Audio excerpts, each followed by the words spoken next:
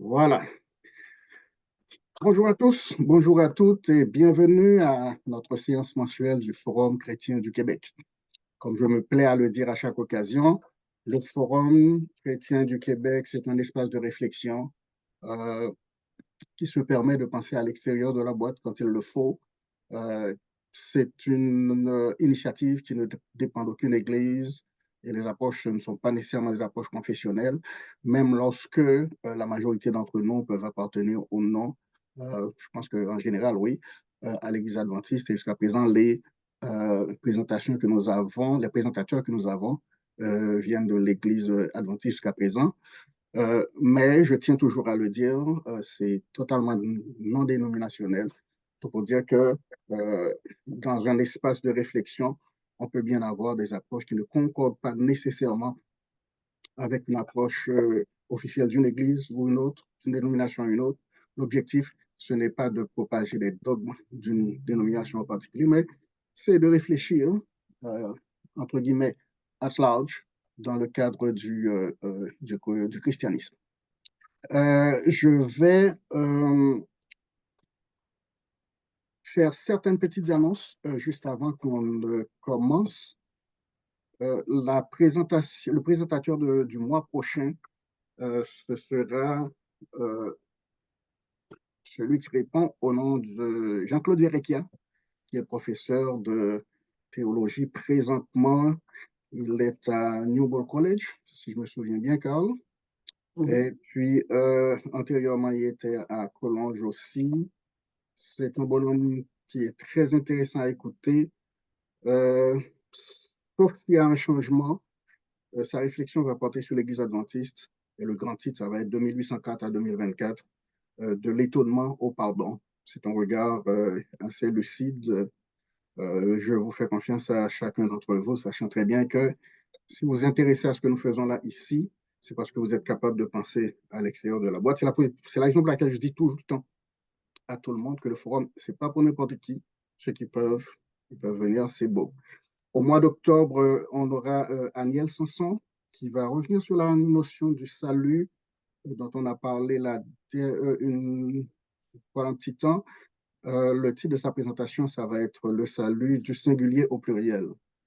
En dessous de ça, en arrière de ça, on va avoir la réflexion, euh, une certaine exploration de la notion du salut dans d'autres grands courants religieux en général. Après Aniel Sanson, on aura Ganoun Diop qui va revenir au mois de novembre. Vous vous souvenez, la dernière fois, il nous avait fait une présentation sur l'Évangile éternel, qui est basé sur le livre qu'il est en train d'écrire. Je pense que maintenant, il y a beaucoup plus de temps, étant donné qu'il n'est plus responsable euh, des relations publiques de la Conférence générale et qui est parti à la retraite. Il va être avec nous au mois de novembre. Il se pourrait euh, qu'on fasse relâche en décembre, au mois de janvier. On a déjà Luca Maruli qui devait venir voilà un certain temps et qui avait fait des arrangements pour qu'on puisse bénéficier de la présence de Roland Meyer à ce moment-là. Luca, ce sera au mois de janvier. Tout ceci étant dit, comme je le fais à chaque fois, plus ou moins, je vous propose une certaine suggestion de lecture. Ce que j'ai pour aujourd'hui, c'est un petit livre qui ne compte qu'à peu près 115 pages, qui est écrit par euh, un théologien, un bibliste, je dirais de préférence, qui s'appelle Thomas Romer, qui est le leader, le titulaire de la chaire Milieu biblique au Collège de France. Si vous avez l'occasion euh, d'aller suivre beaucoup de présentations qu'il y a au Collège de France qu'il a faites, et ce que je vous suggère aujourd'hui, c'est un tout petit livre. Le titre, c'est Les chemins de la sagesse, Proverbes, Job et Coëlette. Tout petit livre, Les chemins de la sagesse. Si vous avez une occasion, ça vaut la peine que vous puissiez y jeter un coup d'œil euh, dans le cas de spiritualité 101. Notre présentateur aujourd'hui, je passe totalement de commentaires, ça je peux le dire. J'aime bien penser à Carl comme étant un compagnon de route qui date de très, très, très, très, très longtemps. Et puis, Je dirais même que c'est le présentateur maison du Forum chrétien du Québec, en ce sens que on peut compter sur lui pour n'importe quelle présentation, étant donné qu'on partage à peu près les mêmes préoccupations. Carl, vous connaissez très bien, a toujours été, en fait, a été pasteur d'église pendant un certain temps. Son arrivée au Québec ici, c'était dans le cadre du département de la jeunesse. Ça remonte depuis un certain temps. Il a toujours été intéressé à l'actualisation du message que nous prétendons avoir à partager, mais en le plaçant dans un cadre le plus contemporain que possible, une certaine passion pour ce qui concerne l'hindouisme ou le bouddhisme, je pense, en particulier, et puis les liens avec le christianisme et les liens aussi avec le message adventiste dans un autre temps. C'est Carl qui va nous faire une présentation aujourd'hui. Et comme vous l'avez vu, la présentation va tourner autour du thème des miracles en général. Pour se poser la question, qu'est-ce qui en est? Quand on parle de miracle, on parle de quoi? Euh, dans quelle mesure, quel rôle est-ce que le miracle a joué un peu dans l'élaboration du christianisme? Et puis, Carl va vous expliquer beaucoup plus dans quelle direction il va nous emmener. Et ceci étant dit, je remercie Carl officiellement de sa disposition et sa disponibilité pour aujourd'hui. Et je vais vous laisser avec Carl pour la présentation. La parole est Merci à vous, Carl. beaucoup, Benjamin. Je vous salue tous là où vous êtes et je vous présente mes sentiments de fraternité. J'aime beaucoup ce forum chrétien. C'est l'occasion de s'exprimer en toute liberté. Et comme Benjamin l'a dit, je suis peut-être de la maison et de la mesure du possible, eh bien, je remplace de temps en temps. Si toutefois il y a quelqu'un qui, qui ne peut pas venir, je suis un petit peu la roue de secours et j'aime bien cette nouvelle vocation alors que je suis à la retraite. Eh bien, nous avons un sujet qu'on a intitulé, Benjamin et moi, le miracle, mythe, réalité, quelques petits points, et vous pouvez remplacer ces petits points par l'expression, par la phrase langage de la foi. Le miracle, est-ce un mythe? Est-ce une réalité? Est-ce une façon de parler d'une réalité qui finalement eh bien, se passe à un niveau qui n'est pas le niveau du quotidien? Je pense que le sujet est capital. Il est prenant, parce que il pourrait se résumer tout simplement par la question, le miracle, est-ce possible? Est-ce concevable dans notre monde scientifique d'aujourd'hui? Et vous comprenez tout de suite que si nous répondons non, tout l'édifice du christianisme s'effondre, ou du moins en grande partie. Et c'est interpellant. C'est interpellant. Mais je crois aussi que nous pouvons, si nous allons au fond du problème, résumer le problème du miracle à une simple question: Dieu existe ou n'existe-t-il pas? Parce qu'en fin de compte, si Dieu existe, le problème ne se pose pas. S'il n'existe pas, le problème se pose. Et vous comprenez tout de suite que nous ne pourrons pas arriver à une conciliation face à ce sujet, dans la mesure où, si nous discutons à partir de prémices qui ne sont pas les mêmes, on va automatiquement se trouver dans des impasses. L'athée scientifique ne croit pas au miracle, il part du principe que Dieu n'existe pas. Le croyant part du principe que Dieu existe. Voilà donc deux prémices qui s'opposent. Dans quelle mesure, eh bien, par rapport à ces deux prémices qui s'opposent, pouvons-nous arriver à des conciliations? Je crois que c'est important de le dire. Revenons, mon plan est très très simple. Je vais définir les termes du sujet, parce que je crois que les mots sont importants et les mots que nous utilisons donnent déjà un éclairage sur le sujet qu'on va aborder. Deuxièmement, nous verrons les arguments courants, les plus courants contre les miracles. Et je me permettrai de faire quelques réflexions sur ces arguments. Et je vous dirai tout de suite que je n'ai pas d'une expertise particulière pour aborder ces arguments sous un angle très sophistiqué de science quelconque. Non, je suis pasteur ayant une formation théologique de base. Je me suis toujours concentré sur la dimension pratique du pastorat et probablement mon approche sera beaucoup plus pratique que philosophique ou scientifique, et je veux dire même théologique. En d'autres mots, j'espère de tout cœur que ceux qui m'écoutent, peu importe leur niveau de compréhension, eh bien, pourront suivre l'exposé. Et nous terminerons dans la troisième partie sur un tour d'horizon sur la Bible et les miracles, particulièrement le miracle central, l'axe du christianisme qui est la résurrection. Disons le miracle. Quelle définition? Très simplement, un événement qui semble aller contre la nature, mais qui pourrait être tout simplement une modification de la nature et qui pourrait aussi être un complément de la nature, des lois naturelles qui existent. On peut donc le concevoir avec ces trois aspects: opposition, n'est-ce pas, modification ou ajout, complément, n'est-ce pas?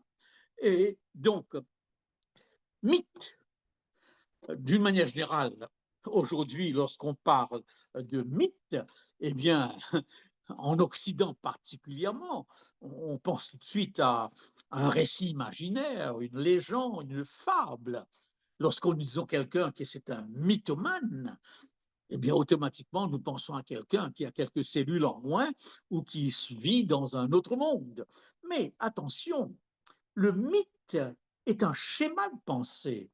Le mythe est une façon de s'approcher de la réalité. Et toutes ces civilisations que nous disons, que nous appelons pré-scientifiques ou préhistoriques, ne sont pas des civilisations naïves ou qui, par rapport à nous, ne sont pas très intelligents. Non, ce sont des civilisations qui ont trouvé leur raison d'être, leur valeur, leur identité dans des histoires que nous appelons des mythes. Laissez-moi vous donner la définition du mythe de Mircea Eliade, le spécialiste. Le mythe raconte une histoire sacrée. Il relate un événement qui a eu lieu dans un temps primordial, un événement hors du temps, avant le temps, sous des symboles, eh bien, complètement imaginaires. Autrement dit, le mythe raconte comment, grâce aux exploits des êtres surnaturels, une réalité est venue à l'existence. C'est cette réalité qui fonde réellement le monde où ce mythe s'y trouve et qui le fait tel qu'il est aujourd'hui. Donc, le mythe se déroule en dehors du temps, et c'est une histoire avant le temps, et nous dirons tout de suite que tous les peuples de l'Antiquité ont une vision du monde qui se base sur les mythes, l'Inde, l'Afrique, la Chine, etc., etc. Et peut-être que vous aurez l'arrogance, que c'est l'expression, de penser qu'une foi nourrie de mythes ne peut pas subsister, ne peut pas tenir, c'est une foi vaine. Attention, la religion millénaire de notre siècle, c'est l'hindouisme. Et c'est la troisième religion du monde, et l'hindouisme se fonde sur des récits mythologiques qui ne dérangent pas du tout les adeptes. Au contraire, ils y trouvent tout ce qu'il faut pour nourrir leur spiritualité. Il m'est arrivé de me demander comment dans ce monde ce monde scientifique, cette religion qui produit des hommes, ce pays, l'Inde, qui produit des hommes de science de très haut niveau, la plupart des travailleurs, des professionnels du Silicon Valley viennent de l'Inde. Eh bien, l'Inde, religion mythique qui demeure encore aujourd'hui. Alors la question qui se pose pour nous, les récits bibliques sont-ils mythiques? Les récits de l'Ancien Testament sont-ils, eh bien, des récits mythiques, aussi bien que des personnages? Benjamin vous a parlé de Thomas Romer. J'ai lu son petit ouvrage, je l'ai à la maison. Il m'a beaucoup aidé dans certaines réflexions. Ce livre qu'il a indiqué nous permet de comprendre quelque chose que nous oublions, qu'en dehors d'Israël, Dieu a aussi parlé à d'autres peuples, n'est-ce pas? Et Dieu n'a pas limité sa révélation uniquement, eh bien, à Israël. Mais j'ai un autre livre sous la main, la Bible. Qu'est-ce que ça change? Et je voudrais vous lire quelques paragraphes, eh bien, de ce petit ouvrage qui est sorti il y a quelques mois. À la page 112, n'est-ce pas, il est dit ce qui pose en nouveaux termes la question du rapport de la Bible à la vérité. Qu'est-ce que la vérité? Question cruciale que l'évangile de Jean attribue à Ponce Pilate. La vérité biblique ne peut se trouver ni dans l'historicité des faits qu'elle relate, ni dans l'application directe des prescriptions qui s'y trouvent. Je m'arrête un instant ici. Eh bien, ce théologien très connu dit que la vérité biblique ne pourrait se trouver dans l'historicité des faits. Doit-on donc prendre le texte biblique comme, eh bien, des histoires, des mythes? Un peu plus loin, il y va en disant, nous l'avons vu, l'approche fondamentaliste de la Bible est non seulement dangereuse, mais aussi tout simplement impossible.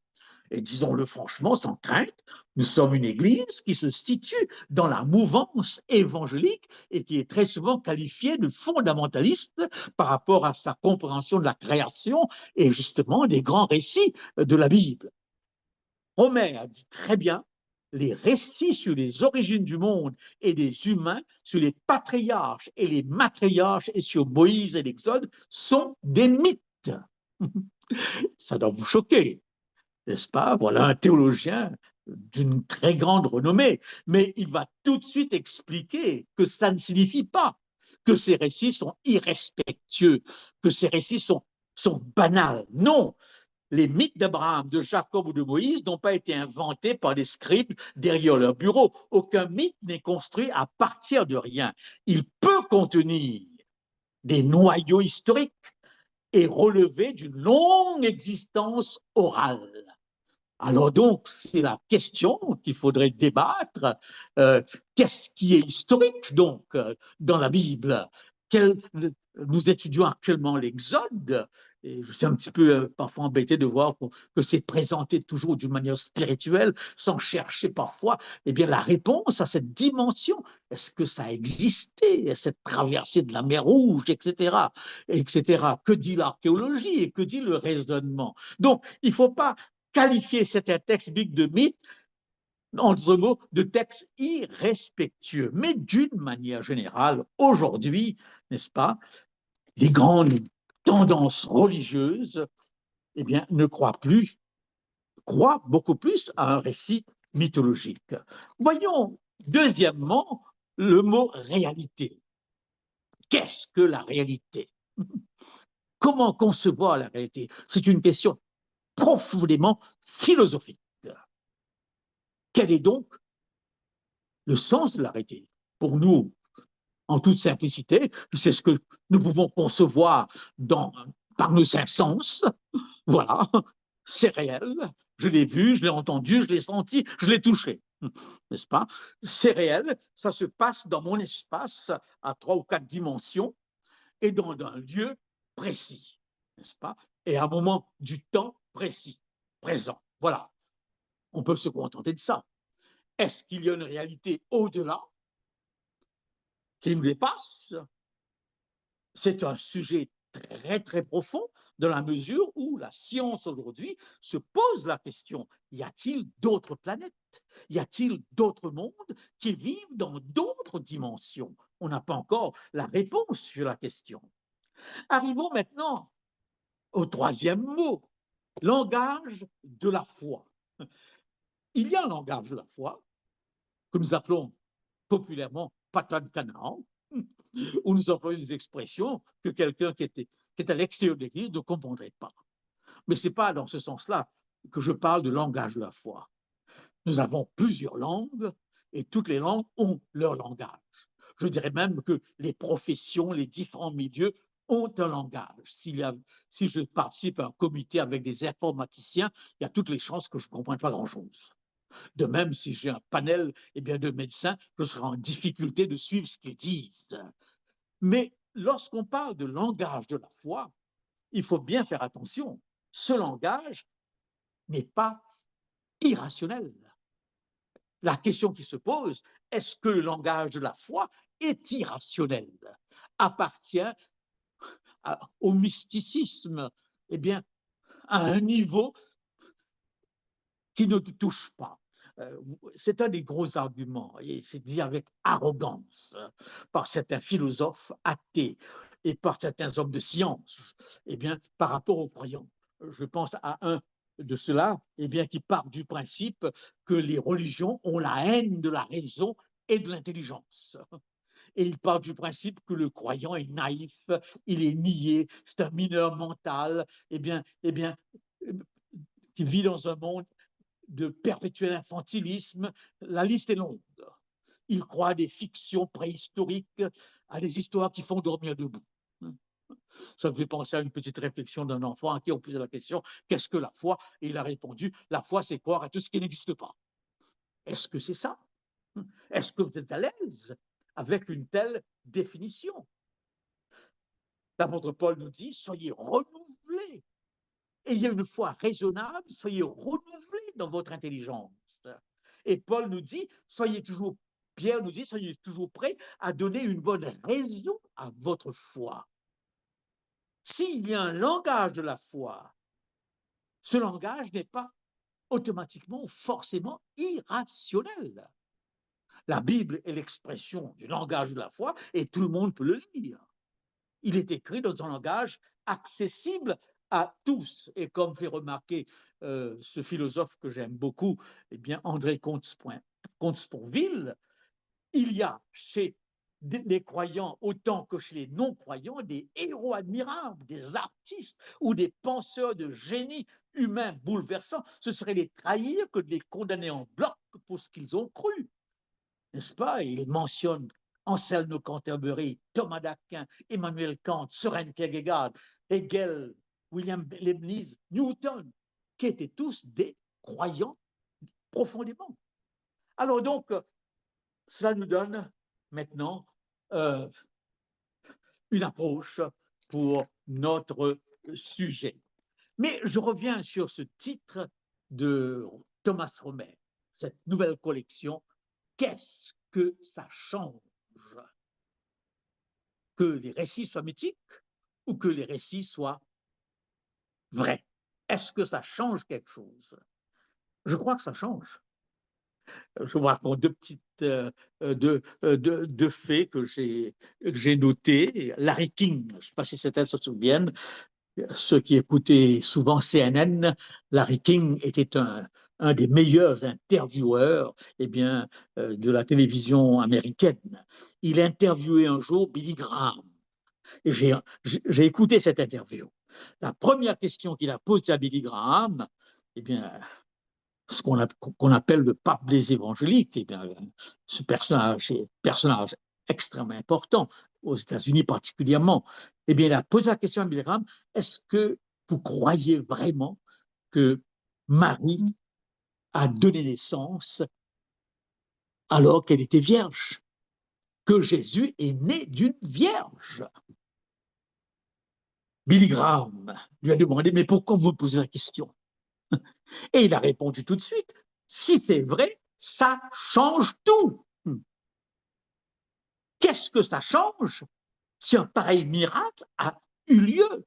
Ça démontre que Dieu intervient dans l'histoire humaine. Il n'est pas étranger à l'histoire humaine. Eh bien oui, la Bible, qu'est-ce que ça change? Ça change, n'est-ce pas? Je pense aussi à une émission que vous avez entendue sans aucun doute, si vous jetez un petit coup d'œil de temps en temps sur YouTube. Nicolas Sarkozy était invité à une émission intitulée « À table ». L'émission consiste à inviter quelqu'un que vous voulez à tout prix converser avec, interviewer. Et Nicolas Sarkozy a étonné son journaliste qu'il a interviewé, eh bien, lorsqu'on lui a demandé, Monsieur Sarkozy, qui voulez-vous faire venir? Et il a dit Jésus-Christ. Bien sûr, dans le contexte français, on est toujours mal à l'aise lorsqu'un homme public eh bien, parle de religion ou d'un aspect de la religion. Et tout de suite, le journaliste a dit, mais pourquoi voulez-vous interviewer Jésus-Christ? Et Sarkozy a répondu, écoutez, je suis chrétien de culture. Je ne suis pas chrétien pratiquement, mais j'assume ma culture chrétienne. Si vraiment il est né d'une vierge, si vraiment il a fait autant de miracles, si vraiment sa vie était exemplaire à tous les points de vue, et si vraiment il est ressuscité des morts, c'est le personnage le plus extraordinaire qui soit. Comment voulez-vous que je n'ai pas le souhait de l'interviewer? Eh bien oui, ça change tout. Et Paul l'expliquera dans des termes très simples. Si le Christ n'est pas ressuscité, votre foi est vaine. Vous êtes les plus misérables de toutes les créatures. Alors, maintenant, essayons de réfléchir. Le philosophe écossais David Hume, 1711 à 1776, est celui qu'on cite toujours sur une discussion sur le miracle. On parle aussi beaucoup de Spinoza, mais c'est pas quelqu'un que je connais bien, même celui-là, j'ai lu certaines choses à son sujet. Mais je sais qu'à chaque fois qu'on parle de miracle et des arguments contre le miracle, on fait appel à Hume. Et il présente un certain nombre d'arguments. Dans un premier temps, des arguments qui me semblent relever du préjugé. Premièrement, dit-il, il n'y a pas assez de témoignages de personnes de bon sens, d'éducation, de connaissances et d'intégrité suffisante pour attester l'authenticité. En d'autres mots, tous ceux qui croient au miracle ou qui parlent de miracle, eh bien, sont des gens qui appartiennent à une catégorie intellectuelle plus ou moins inférieure. Aucune personne de bon sens va dans ce sens. Donc, les témoins sont mis en cause ici. Deuxièmement, dit-il, la nature humaine a tendance à croire à des choses impossibles, à se plaire dans l'émerveillement que le miracle produit. Les êtres humains sont souvent trop crédules pour rester sceptiques face au prétendu miracle. Il dit quelque chose qu'on peut vérifier, que l'être humain, en effet, aime le sensationnel. Les gens remplissent les salles de cinéma avec les films à fiction, les films extraterrestres, que sais-je, n'est-ce pas? Eh bien, oui, il y a chez l'humain ce côté-là, n'est-ce pas? Mais de là dire que c'est par crédulité qu'on croit au miracle, eh bien, c'est autre chose. Il dira aussi que l'appel au miracle est prépondérant parmi les nations barbares et ignorantes. Et ça, c'est aussi un argument que nous entendons. Benjamin vous a dit que je m'intéresse beaucoup aux religions orientales, surtout à l'hindouisme. Eh bien, nous avons tous été éduqués en Occident ou par des professeurs de tendance occidentale et on oublie que les plus grands philosophes ne se trouvent pas en Occident, mais se trouvent en Inde. Les philosophes hindous ont atteint un niveau de réflexion eh bien, qui ferait apparaître les philosophes européens comme des gamins, tout simplement. Donc, et là, nous n'avons pas un peuple qui croit au mythe parce que ces philosophes étaient des gens d'un niveau inférieur. Et c'est un préjugé occidental, très souvent, de considérer tout ce qui ne vient pas de l'Europe, de l'Occident, comme étant inférieur. Alors, il ajoute aussi une quatrième raison, et il dit les religions se servent du miracle pour justifier leur supériorité ou leur caractère unique. Hume recommande que face à un événement a priori inexplicable, nous en recherchons toujours une explication naturelle. Et je crois que là, il a parfaitement raison. Avant de croire qu'un événement est miraculeux, notre raisonnement, notre intelligence devrait se dire, est-ce qu'il n'y aurait pas une explication naturelle, n'est-ce pas? Et je crois que nous pouvons voir dans la Bible cette approche, voyez-vous. Alors, comment répondre dans un premier temps à ces quatre dimensions? Eh bien, je crois que on peut répondre tout simplement en rappelant, eh bien, laissez-moi vous lire un texte, celui de Dawkins. Dans son livre Pour en finir avec Dieu, God's Delusion, eh bien, il reprend cette explication et il dit le 19e siècle est la dernière fois quand c'était possible pour une personne éduquée d'admettre qu'elle croit au miracle. Avant le 19e siècle, c'est la période pré-scientifique, n'est-ce pas? Avec le 19e siècle, c'est la période des Lumières. Et suivant Dawkins, après cela, ne pas croire au miracle. La naissance virginale de Jésus et de la résurrection, eh bien, embarrasse. Quand ils sont au pied du mur, beaucoup de chrétiens éduqués sont trop honnêtes ou loyaux pour nier la naissance virginale et la résurrection. Ils sont embarrassés par leur esprit rationnel et parce que ces croyances sont obscures et auraient même préféré rester silencieux sur ces questions. Donc, Dawkins reprend la première tranche de l'argumentation. Eh bien, le miracle, s'il a lieu, s'il est cru, c'est surtout par des gens d'un niveau très bas. Que pouvons-nous répondre à cela? Je donne la réponse de André Comte-Sponville, qui dit « J'ai trop de respect pour certaines personnes de très haut niveau, qui sont des génies et qui croyaient au miracle. » John Lennox, c'est quelqu'un que vous retrouverez sans problème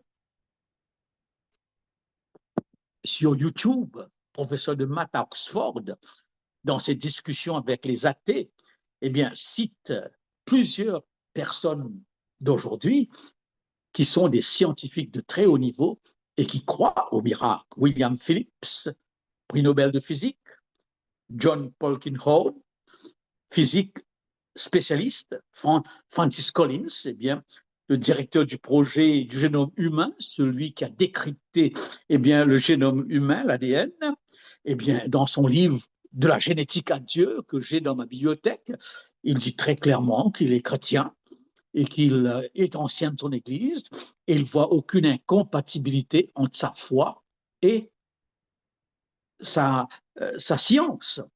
Alors, donc, revenons maintenant avec l'argument principal de Hume.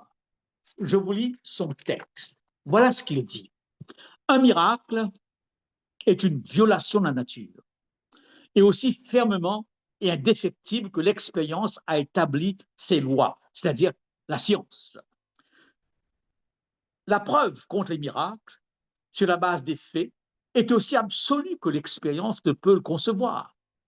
En d'autres mots, l'expérience s'oppose à cette croyance. Quand un homme en bonne santé meurt subitement, ce n'est pas un miracle, car ce type de mort, tout en étant inhabituel, est déjà arrivé plusieurs fois. Mais qu'un homme mort revienne à la vie, et là il fait allusion à la résurrection, cela relève du miracle.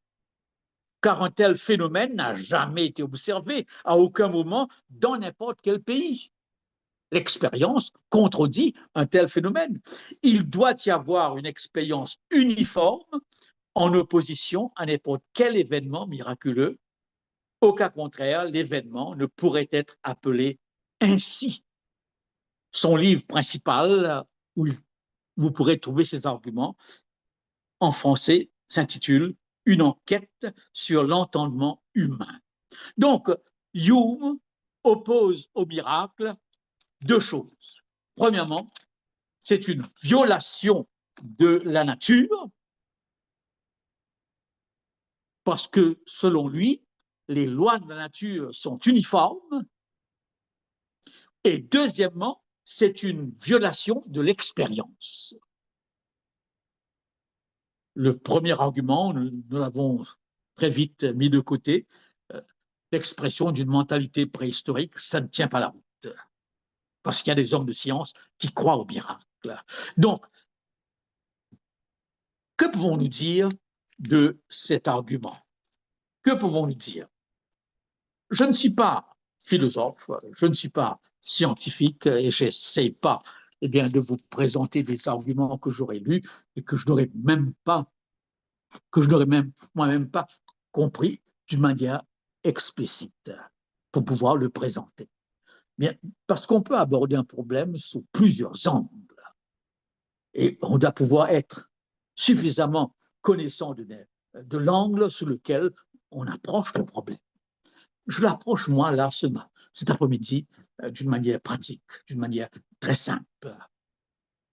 Je crois qu'en premier lieu, et c'est ma première réflexion, il ne faut pas confondre loi de nature et science. On a tendance à faire l'amalgame. On a tendance à dire c'est scientifique.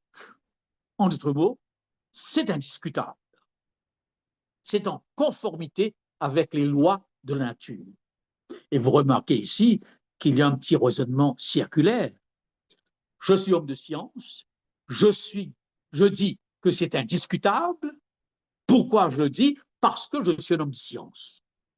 Donc, je suis moi-même la source de ma justification. N'est-ce pas? Eh bien oui, attention, les lois de la nature, me semble-t-il, suivant ma compréhension très simple d'homme de la rue, sont des lois qui opèrent dans un système quelconque. Est-il clos, ce système, ou est-il ouvert? Est-ce que ce système ne peut pas changer, ne peut pas être modifié, ne peut pas subir d'autres influences? Eh bien, ces lois opèrent suivant des connexions. Il y a des connexions visibles. Quelqu'un frappe, enterre un clou sur un morceau de bois et je vois très bien la connexion. Mais attention, il pourrait y avoir des connexions invisibles et il y en a. Dans son laboratoire, l'homme de science voit des choses que moi, je ne vois pas. Et il fait des calculs, non pas seulement de probabilité, mais de certitude, seulement avec des données mathématiques. Donc, il ne voit pas ce qu'il dit, mais il est sûr à partir d'une approche mathématique qui me dépasse. Je reconnais les lois à ma portée, loi de causalité, loi de gravitation, mais je ne peux pas dire que j'ai la connaissance de toutes les lois qui font fonctionner l'univers. Quand la science elle-même dit qu'on connaît que 20 à 30% de ce qui se passe dans l'univers, elle accepte que plus de 60% de ce qui se passe nous échappe. Et ajoutons tout de suite que la science est une interprétation des lois. Elle découvre et elle interprète. Elle interprète et après avoir interprété, elle déclare elle-même que c'est certain, que c'est sûr. Maintenant, question toute simple. Les interprétations de la science sont-elles absolues? Non, puisque dans l'histoire de la science, d'une année à l'autre ou d'une période à l'autre, on a rejeté certaines conclusions pour en adopter d'autres. Personne aujourd'hui ne croit que la Terre est plate. Non. À une certaine période, même dite scientifique de l'époque, on y croyait. Et là, le texte biblique se situe un peu à cette période, n'est-ce pas? Mais aujourd'hui, on n'y croit plus. Voyez-vous. Et on apprend tous les jours des choses. J'ai été frappé durant la période du Covid. Je ne sais pas comment les choses sont déroulées ici au Canada, mais de temps en temps, on avait un panel de médecins de haut niveau sur les lois du gouvernement par rapport au Covid, sur le vaccin. Et constamment, j'étais frappé par les contradictions qui existaient sur ce panel. Ces hommes qui sortent de la même école, qui font la même étude et qui travaillent dans le même domaine n'étaient pas d'accord sur tous les aspects de cette maladie. Et plusieurs fois, j'ai retenu que certains disaient, le responsable du panel, un médecin de très haut niveau, qui disait la science n'est pas absolue. Nous ne connaissons pas tout. Ce que je dis ici n'est pas un argument contre ou pour le miracle, mais ce que je dis ici a pour but de nous faire comprendre que nous pouvons avoir un état d'esprit ouvert par rapport au fait qu'on ne maîtrise pas tout et qu'il y a de la place à l'exception, pour l'unique, pour quelque chose qui sort de l'ordinaire. Et même là, les hommes de science sont prêts à le dire.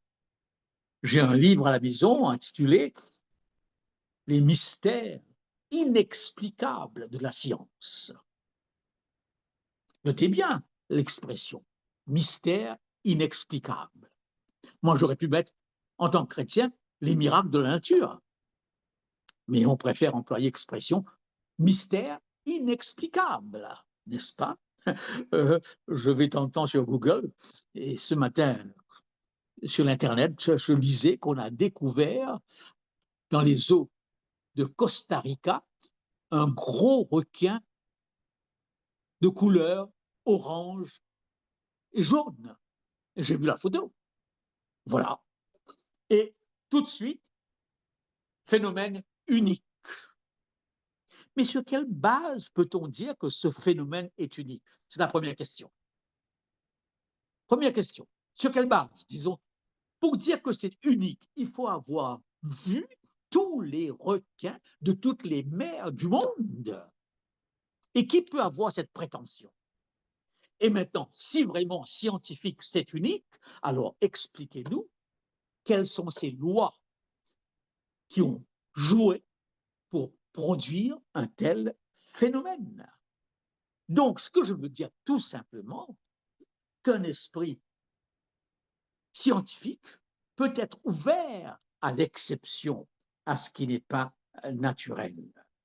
Eh bien oui, dans la vie courante,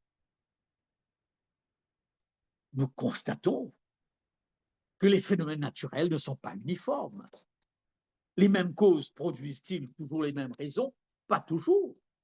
Et nous avons aujourd'hui des expressions telles que les saisons se suivent et ne se ressemblent pas.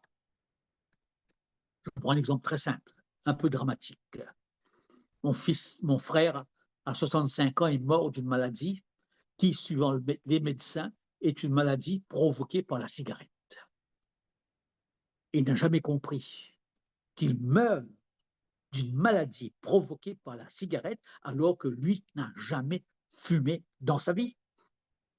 Et les médecins sont restés perplexes pour découvrir comment.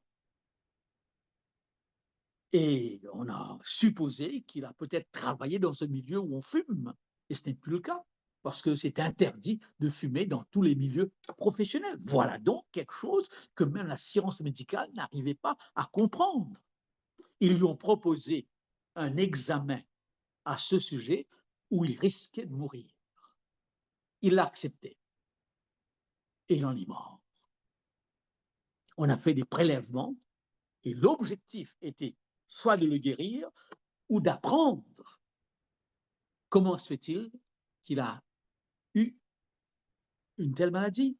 Alors donc, comme je vous l'ai dit, ma réflexion ici est tout simplement a pour but de nous situer dans un état d'esprit où tout n'est pas fermé, tout n'est pas clos, même scientifiquement.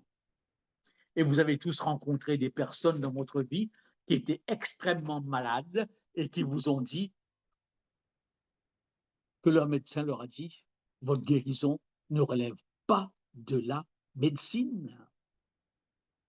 Votre guérison ne s'explique pas. Alors, je vais un peu plus loin. Un peu plus loin.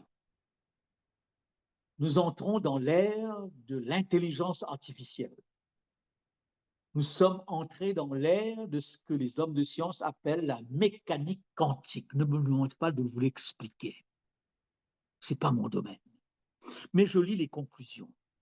Parce qu'à partir de ces découvertes, on peut conclure des choses sur le plan de la foi, aussi bien que sur le plan de la philosophie. J'ai lu un livre sur la mécanique quantique expliqué à des novices comme moi, et j'ai beaucoup aimé le titre, Quand l'absurde devient pensable. Quand l'impossible devient possible. Mécanique quantique.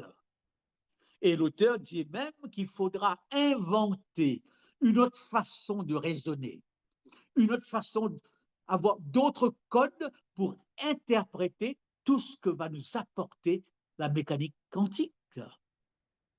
Nous sommes là devant des situations à laquelle nous ne pouvons pas pour l'instant penser. Par exemple, j'ai relevé qu'un électron peut traverser une porte blindée, une porte en principe imperméable, mais un électron le traverse. J'ai relevé qu'un électron, et ça j'ai compris, un électron eh bien, peut être à plusieurs endroits à la fois. Très intéressant pour parler de Trinité. Et j'ai relevé, n'est-ce pas, qu'un électron peut s'améliorer et garder ses caractéristiques de départ et en même temps avoir d'autres caractéristiques. Eh bien oui, oui. Alors, je ne suis pas en train de donner des arguments pour ou contre le miracle, mais je suis en train tout simplement, d'une manière très simple, de démontrer que nous pouvons avoir un état d'esprit, une vision des choses où l'exceptionnel, l'unique est possible et que les lois ne sont pas fermées absolument, n'est-ce pas? Laissez-moi vous apporter l'explication de Lewis, C.S. Lewis, c'est l'apologète chrétien par excellence, n'est-ce pas? Eh bien oui, C.S. Lewis dit ceci. Imaginez que vous mettez 100 $ dans votre tiroir. Le lendemain, vous ajoutez encore 100. Le troisième jour, vous ajoutez encore 100. Après 5 jours, vous dites, j'ai 500 $ dans mon tiroir. Mais vous allez ouvrir votre tiroir et à votre grand étonnement, il n'y a plus que 100. Qu'est-ce que vous allez déduire? Qu'il y a une erreur dans les lois de la nature? Que la nature n'est pas fiable? Non. La loi de la nature n'a pas changé ici. Mais quelqu'un a enfreint une autre loi, la loi de l'éthique, la loi morale, et il a volé votre argent. Cette intervention extérieure au système naturel en cours fait eh bien, que ce système n'a pu aller jusqu'au bout. Newton a découvert la loi de la gravitation. Une pomme qui tombe va se retrouver par terre. De même pour vous, même si vous êtes un bon chrétien. Le Christ le savait très bien. Jette-toi par terre. Eh bien non, il n'y a aucune raison que je le fasse. C'est pas parce que je suis un saint eh bien, que je vais atterrir sur ma tlamousse si je me jette. Il y a des croyants chrétiens qui croient comme ça, n'est-ce pas? Mais si la pomme tombe et que vous la gobez alors qu'elle est encore dans l'air, elle n'atterrit pas. Alors, chers amis, avec ce petit raisonnement tout simple, si nous pouvons faire intervenir quelqu'un d'autre, les lois naturelles peuvent être modifiées, peuvent être complétées et peuvent même être améliorées. Et ici, bien sûr, je termine ma réflexion sur cette partie, sans entrer dans des considérations extrêmement philosophiques, si vous postulez la croyance en un Dieu qui a créé le monde, qui a été l'artisan de toutes les lois qui font fonctionner le monde, il n'y a aucune raison de ne pas croire que ce Dieu peut apporter un plus à ce qu'il a lui-même créé. Le fabricant d'une voiture peut sans difficulté améliorer sa voiture en introduisant ou en levant quelque chose du moteur. Donc, bien sûr que la croyance en Dieu, ici, peut, n'est-ce pas, donner une explication. Et elle donne l'explication.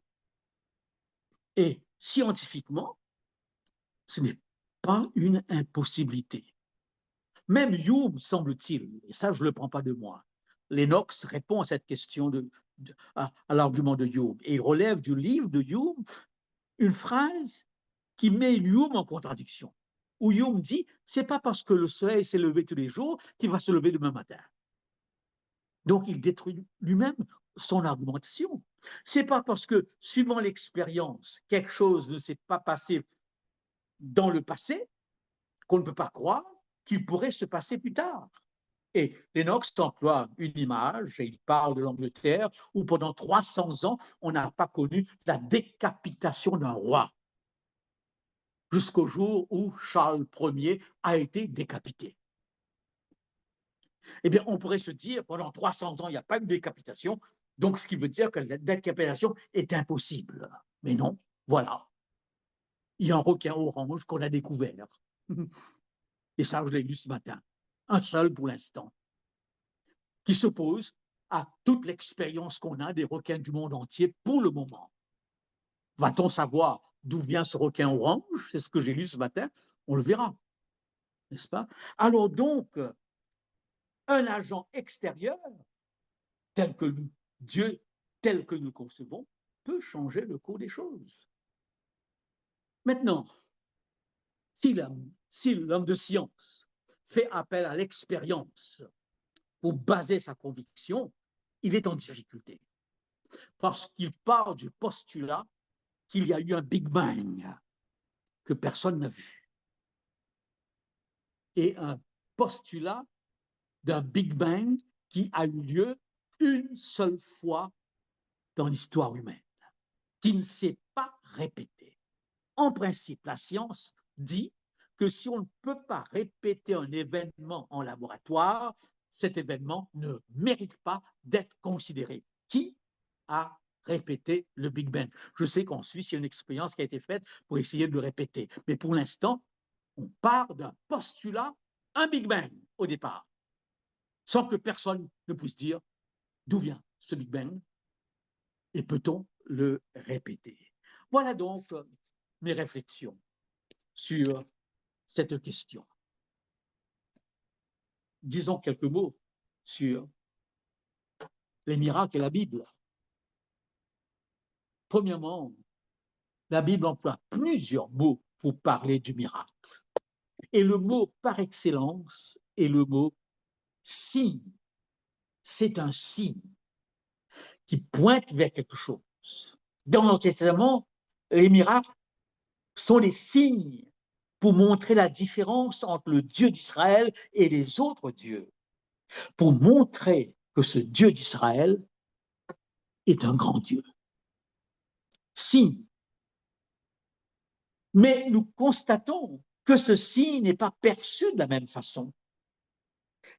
Et là que je dirais que c'est un signe de foi. Le regard de la foi n'est pas toujours le regard de la vue.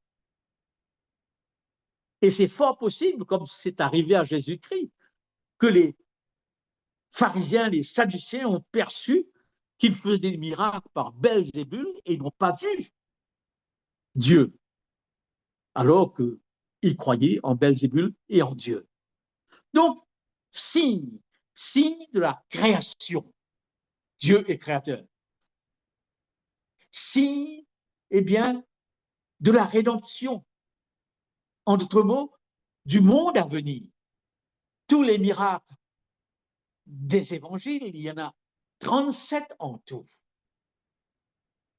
Bien que le Christ ait fait beaucoup plus, suivant Saint Jean, et ces miracles ne sont pas répertoriés.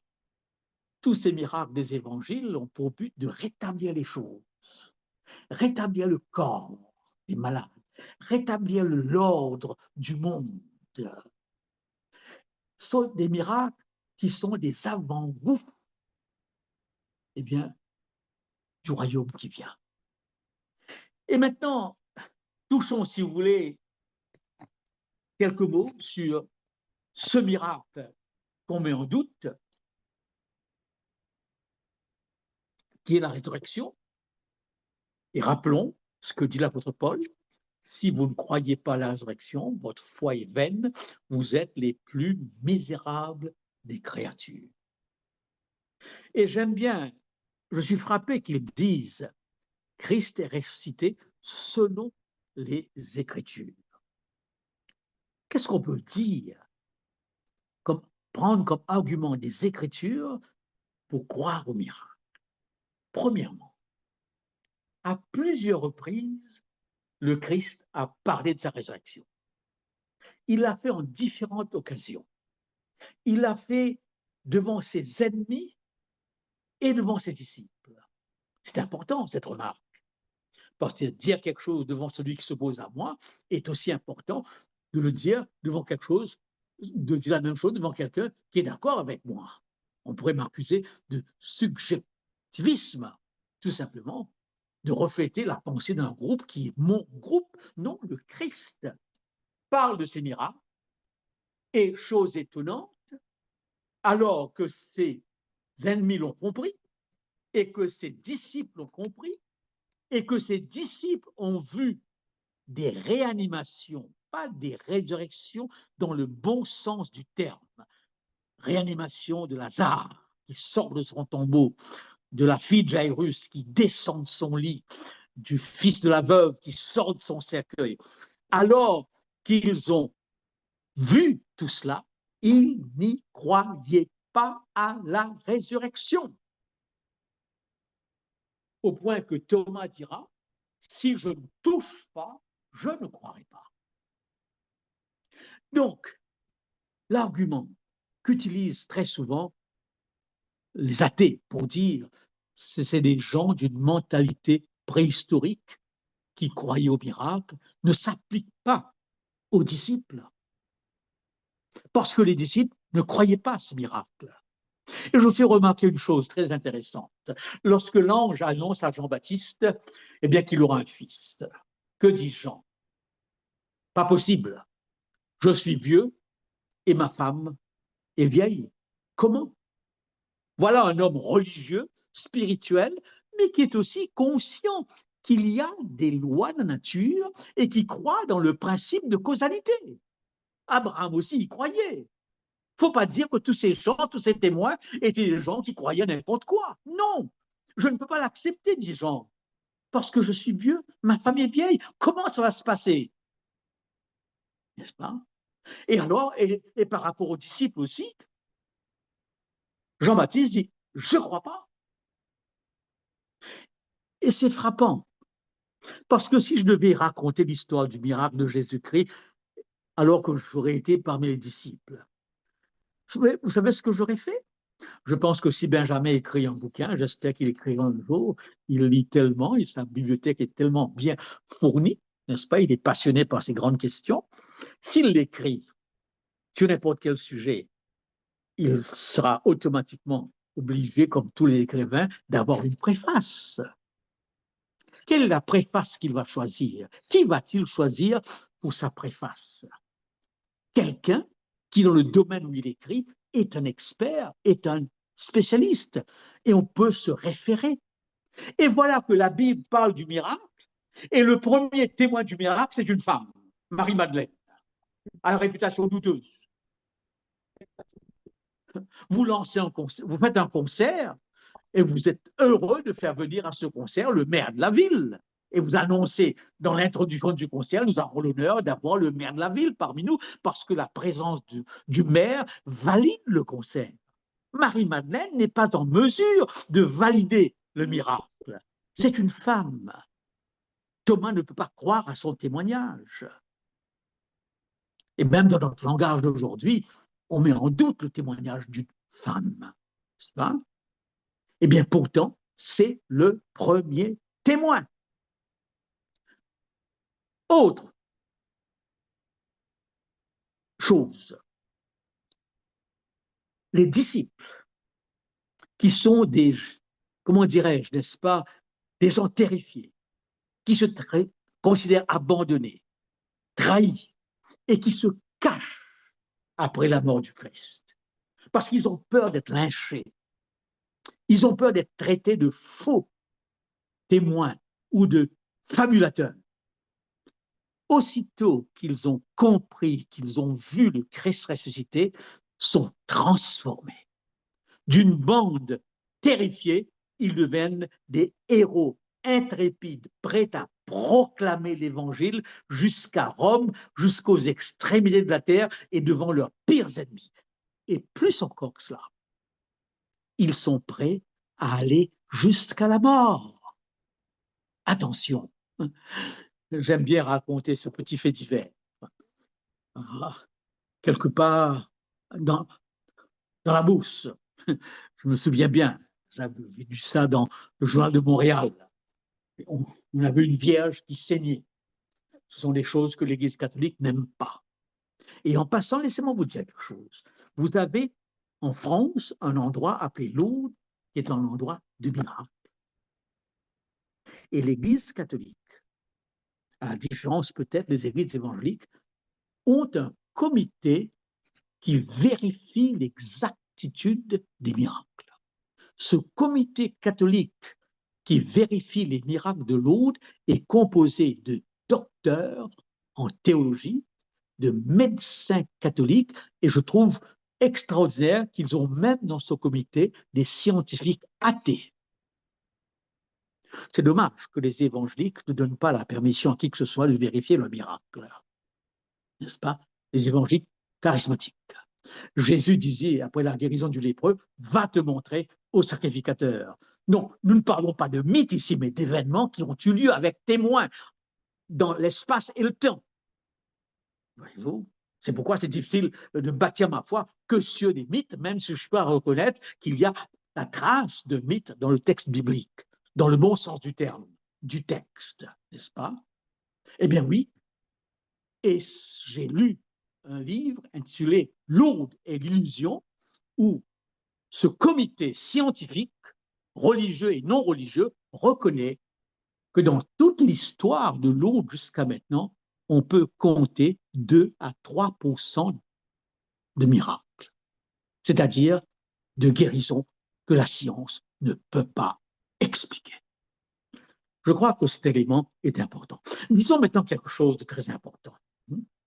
Les ennemis de Jésus savaient qu'il avait dit « je ressusciterai ». Et c'est pour cette raison eh bien, que Rome demande à des soldats de surveiller le tombeau. Ça aurait été d'une facilité déconcertante, même pour l'époque qui n'a pas aujourd'hui, qui n'avait pas tous les armes que nous avons aujourd'hui, eh bien, de retrouver ce corps qui aurait été déplacé. D'ailleurs, la nouvelle qui a été répandue, ils ont venu voler son corps. Mais ça n'aurait pas été compliqué. Premièrement, pour les Romains, de surveiller ce corps, parce que leur tête était à prix. La rigidité des lois romaines est terrible. Eh bien, et ensuite, on l'aurait retrouvé, mais ils ne l'ont pas retrouvé. Donc, les arguments bibliques sont les arguments internes, avec un impact sur l'extérieur. Alors, posez-vous maintenant une question. Le christianisme est la première religion du monde. Je n'en fais pas un sujet de gloire, mais je le dis, c'est un constat basé sur 2 événements. Il a été crucifié, prouvé par l'histoire, il est ressuscité, non prouvé par l'histoire, mais dont les témoignages sont suffisants pour croire que quelque chose s'est passé. Je reviens avec cette histoire de la Beauce et de la Vierge qui transpire du sang. parce que je me rends compte avec l'âge que je commence parfois une histoire, je ne la termine pas. Dommage, n'est-ce pas? Mais c'est comme ça. Et voilà la fin de l'histoire. Les policiers sont venus et ils ont mis une petite note dans les journaux et à la radio. Si nous découvrons qui a fait ce coup, parce qu'avec la magie aujourd'hui, on peut faire tellement de choses. Vous le savez comme moi. Si on sait qui est à la base de cette tromperie, il aura à payer une amende très élevée. Qu'est-ce qui s'est passé? Et bien sûr, l'individu est venu, a dit, je voulais faire une blague. C'est tout. Et il était intelligent. Comment expliquer que des milliers de personnes au 1er siècle ont accepté le martyre pour une légende qu'ils auraient inventée? Ils inventent la légende et ils acceptent qu'on les mette à mort pour ça. Si vraiment c'est ça, alors c'était vraiment des fous, des gens malades. Et là, on parlerait d'hallucination et de tout ce que vous voulez, comme ça se passe parfois dans des groupes très fermés tels que les sectes. Eh bien non. Maintenant, disons comme dernier événement, comme dernier, dirais-je, argument, parce qu'on a, je ne suis pas entré en détail, mais j'ai effleuré des arguments traditionnels habituels que vous connaissez déjà. Le Coran ne reconnaît pas que Jésus est mort. Donc ne parle pas de la résurrection de Jésus, mais le Coran reconnaît la naissance virginale de Jésus-Christ. Donc les deux plus grandes religions s'accordent sur ce point et parlent de Jésus qui est monté au ciel. Eh bien, chers amis, voilà, nous avons le choix de croire que toutes ces histoires bibliques sont des mythes, et je pense qu'on peut garder une certaine foi basée sur les mythes, comme les hindous se nourrissent d'une foi mythique, comme les chrétiens de tendance très libérale, eh bien, qui se disent chrétiens, même s'ils disent nous ne croyons pas à tout ça. À quoi? Inspiration, incarnation, crucifixion, résurrection, tous ces grands, tous ces actes sont des événements surnaturels. Je termine par une petite histoire, si vous permettez, d'un homme qui écoutait son pasteur avec plaisir, pasteur de tendance libérale, et qui chaque dimanche matin, lorsqu'il racontait une histoire biblique, il commençait par dire « c'est un mythe ». C'est un mythe, chers frères et sœurs. Ça n'a pas eu lieu. Il commençait par ça. Et il disait quelles sont les leçons quand même que nous pouvons dégager de ce mythe. Et il y avait un frère de cette église qui arrivait chez lui et qui disait, bon, si l'histoire d'Abraham est un mythe, il déchirait la page. Il déchirait la page. Voyez. Et un jour, le pasteur a remarqué que sa Bible ne contenait que 2 couvertures. Il n'y avait plus rien à l'intérieur, que les 2 couvertures. Il lui a dit, mes frères, où est votre Bible? Je n'en ai plus. Parce qu'à chaque fois que vous disiez Dieu de la chair, c'est un mythe. Je me dis à quoi ça sert de croire en un mythe. Moi, je déchirais la page. Et aujourd'hui, j'ai plus de page. Alors, avons-nous une foi sans aucune page, parce que nous n'y croyons plus, ou une foi quand même qui pense, et c'est scientifique, que l'exceptionnel est envisageable, que la réalité que nous voyons aujourd'hui n'est pas la réalité absolue, et que très bientôt, avec la science quantique, nous comprendrons des choses que nous ne comprenons pas maintenant. Pourquoi ne pas pousser plus loin? Comme je dis toujours, si l'homme peut développer un tout petit appareil qu'on appelle un cellulaire, un mobile, et que nous pouvons entrer en contact avec toute l'humanité grâce à cet appareil, pourquoi ne pas croire que Dieu aussi peut entendre toutes nos prières en même temps? Alors qu'à ce moment, vous m'entendez du Canada, partout où vous êtes, en même temps. Je pense que Dieu peut faire un petit peu plus. Et la résurrection est quelque chose de très grand, très fort, de très fort, mais cette résurrection par rapport à la création n'est pas encore la plus grande chose que Dieu ait faite. Et finalement, comme le dit Roland de Pury, je termine sur une note pratique, le plus grand argument pour le miracle, c'est votre vie, c'est ma vie transformée. au seul nom de Jésus-Christ. C'est quand je peux dire j'étais et maintenant je suis, uniquement depuis que Jésus est dans ma vie et que les autres qui vous connaissent peuvent rendre ce témoignage. Que Dieu vous bénisse avec ces quelques réflexions. Merci. Merci beaucoup, Carl, pour cette réflexion. Et nous sommes à ce stade qui nous concerne tous. Si vous êtes intéressé à partager une réflexion, une question, un argumentaire quelconque qui ne concorde pas avec ce que Carl disait, ou bien qui peut le renforcer, c'est le moment de le faire. Je vais vous rappeler, oui, comme je le fais ordinairement, vous manifestez votre intention en levant la main virtuelle qui se retrouve au bas de l'écran. Je vais vous reconnaître et puis je vais vous donner la parole. Je vais vous laisser avec quelques minutes, du moins quelques secondes pour vous décider à ce niveau-là. Et dans l'intervalle, Carl a brièvement fait référence euh, à Spinoza. Je vais purement et simplement vous mentionner deux ou trois choses qui viennent d'un article de la revue Spectrum, qui a été publié en septembre, au printemps 2004. Ça fait un petit temps déjà. La pensée de Spinoza peut se résumer dans ces quatre points suivants. Numéro un, d'après lui, c'est une erreur de croire que les miracles sont des événements qui contredisent les lois de la nature. Numéro deux, que les miracles ne nous disent absolument rien en ce qui concerne Dieu.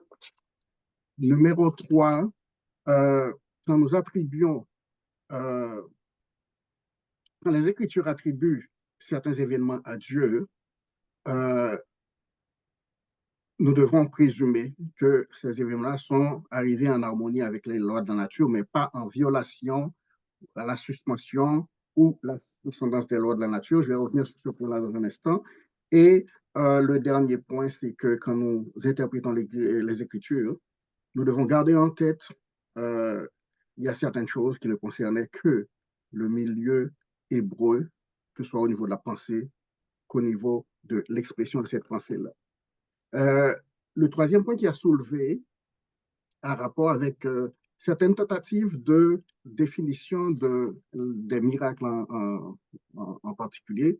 Quand on parle des miracles comme étant soit une violation des lois de la nature, une suspension des lois de la nature ou une certaine transcendance des lois de la nature. C'est à partir de ceci que lui, il a exprimé ces points, juste pour dire que pour déterminer sa posture et puis sa réflexion en ce qui concerne Spinoza. Je voulais partager ça très brièvement. Est-ce qu'il y a, je pense avoir vu un nom latent, une main qui semble avoir disparu. Est-ce qu'on a une réflexion, une question? Salomon. Oui. Ouais, vas-y, Carl. Et puis après ça, on y J'apporte une passe. réflexion. Tu as dit quelque chose que j'avais mis quelque part dans mes notes, mais que je n'ai pas fait. Personnellement, ça ne me gêne pas. L'idée que Dieu intervienne par rapport à un événement, qu'il crée un autre événement qui semble s'opposer, aucun problème là-dessus pour moi, parce que je crois que tout lui est impossible en tant que créateur. Et deuxièmement, ça ne me gênerait pas non plus cette explication un peu plus rationnelle qui dirait que Dieu, connaissant tout à l'avance, pourrait, pour certains événements qu'il a prévus, qu'il a vus à l'avance, faire coïncider son plan. Par exemple, il a vu, par exemple, bien qu'il y aurait une inondation quelconque, je pense là comme exemple, n'est-ce pas, ou un phénomène naturel, et il fait coïncider son plan dans la direction du peuple, ou dans la direction de son Église, ou dans la direction de l'individu, avec cet événement. Cette explication, qui n'est pas la seule, la meilleure, qui peut-être aurait un côté plus rationnel qu'un événement sans explication, personnellement, ne me gênerait pas. On dirait que je vois et je planifie en conséquence, parce que j'ai cette capacité de voir avant. D'accord, c'est beau. Je donne la parole à Salomon. Bonsoir à tous. Merci, frère Benjamin. Je veux tout d'abord dire un grand merci à notre frère pasteur Carl Johnson, que j'aime beaucoup, pour ce vibrant et intéressant exposé autour du sujet la véracité ou la réalité des miracles. Est-ce un mythe ou réalité? Mais à vous écouter vraiment euh, dans ce exposé, je croyais être à l'écoute de ce tome qu'un certain Diogène cherchait avec une bougie à la main à son époque. Félicitations pour le développement de ce merveilleux sujet qui a fait couler tant d'encre dans le monde, dans le passé, encore aujourd'hui, et qui sera encore demain. Il va soulever beaucoup d'interrogations. Avant de me prononcer un peu plus, je vais, si vous me permettez, de conclure tout ce que vous aviez évoqué, dit concernant ce sujet par une seule phrase qui a été prononcée par le sage. Tout est possible pour celui qui le croit. Dans la Bible, il est écrit, tout est possible à celui qui croit. Moi, je le paraphrase en ce sens, tout est possible pour celui qui le croit. Oui, je comprends et je suis d'accord avec vous que dans le domaine scientifique, les scientifiques, malgré leurs exploits, franchir des multiples galaxies, ils ont réalisé des grands et grands exploits. Et je suis d'accord avec vous pour dire que ils ont compris, ils ont réalisé qu'ils n'ont pas vraiment eu même 20% de connaissances, de savoir au sujet des lois de la nature. Et moi, j'ajouterais aussi, de notre côté, nous, dans la foi, dans la croyance, dans la religion, je ne pense pas personnellement qu'on a, si je dois nous mettre au même niveau des autres, 20% de la connaissance de la vérité. Ça, c'est moi. Je me dis ça pour vous. Vous êtes des grands docteurs en théologie, dans la matière. Peut-être, je dis faussement contre vous. En arrivant ici, je pense que c'est vers les années 1980, je suis arrivé en 90, mais je suivais attentivement une documentaire réalisée par des grands docteurs faculté de théologie à l'Université de Montréal. Ils menaient une recherche pour remonter à l'événement de Jésus historique.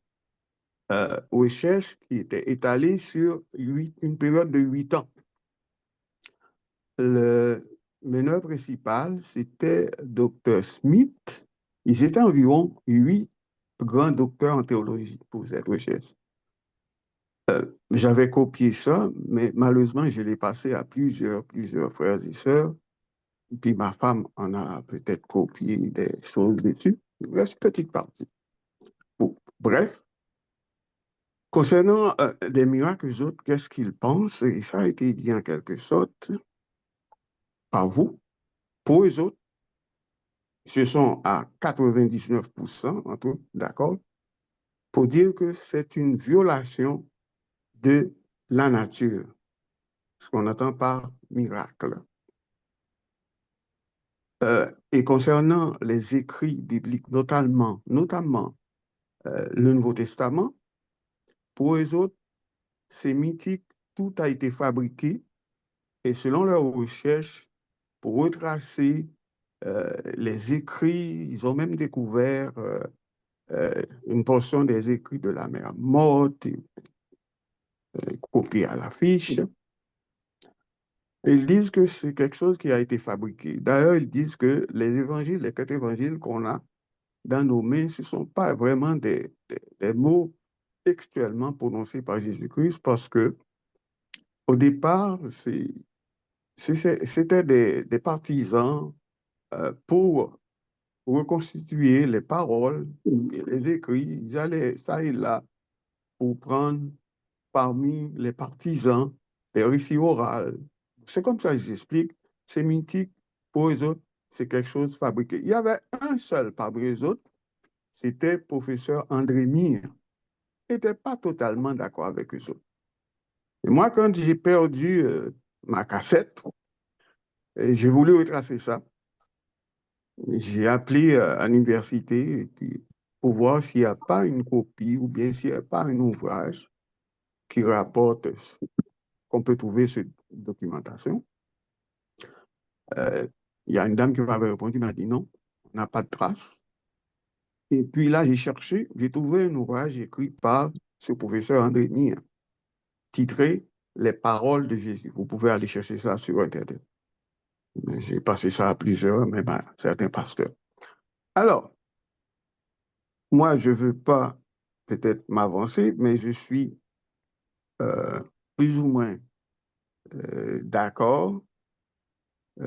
Ça dépasse mon entendement aussi, cette question de miracle. Même si on voit que pour la résurrection de Lazare qui est rapportée, ces professeurs, qu'est-ce qu'ils relatent concernant des résurrections? Ils disent à l'époque, c'était des personnes qu'on avait laissées pour morts.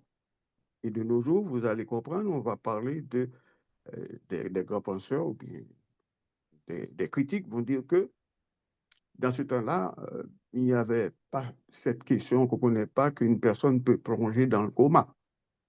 Mais ces professeurs, dans leur démarche, ont arrivé à dire que ces miracles-là, ils en dénotent, comme vous avez dit 36, mais les autres, ils parlent de 34, 35. C'était des personnes laissées pour morts. Mais si dans la Bible, il est question, on va trouver dans l'Ancien Testament, euh, on va nous dire que Dieu se répand d'avoir créé l'homme, il va démolir ça pour repartir à zéro.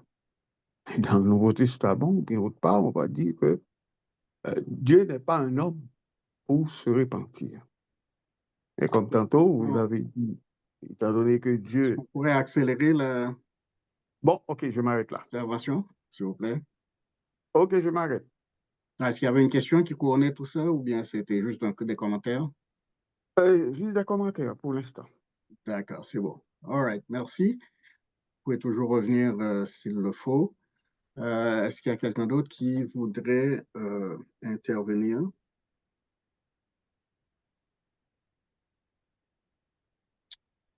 Personnellement, je voudrais juste soulever un point en ce qui concerne cette notion de le concept de mythe quand on en parle. Je parle en général du principe que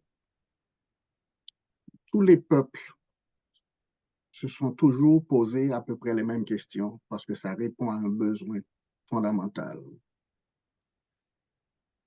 Et les questions qu'on a sur une base générale, qu'est-ce qu'il y a en haut comme personnalité, comment est-ce qu'on est sur cette terre, pourquoi on est là, qu'est-ce qui est bien et qu'est-ce qui est mal. Et quand on va creuser un peu plus tard, où est-ce qu'on s'en va?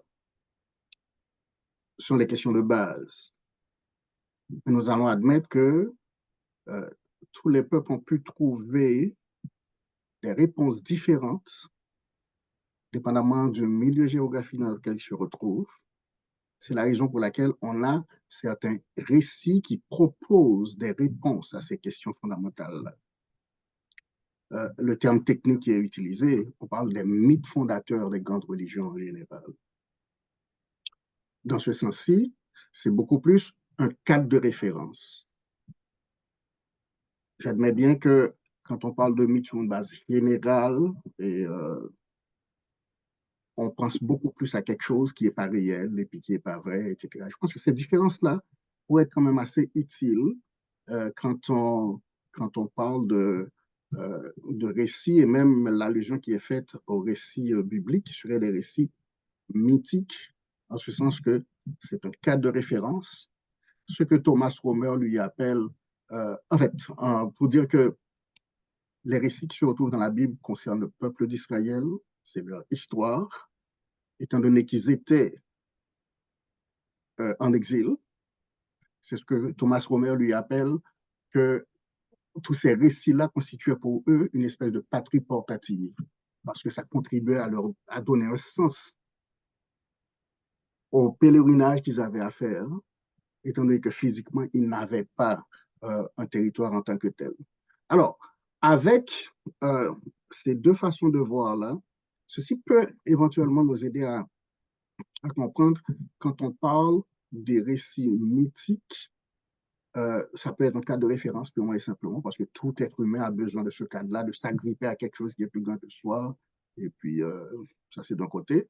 Et de l'autre côté, la connotation populaire qui nous laisse comprendre que quand on parle de mythe, c'est quelque chose qui est faux. C'est absolument ça.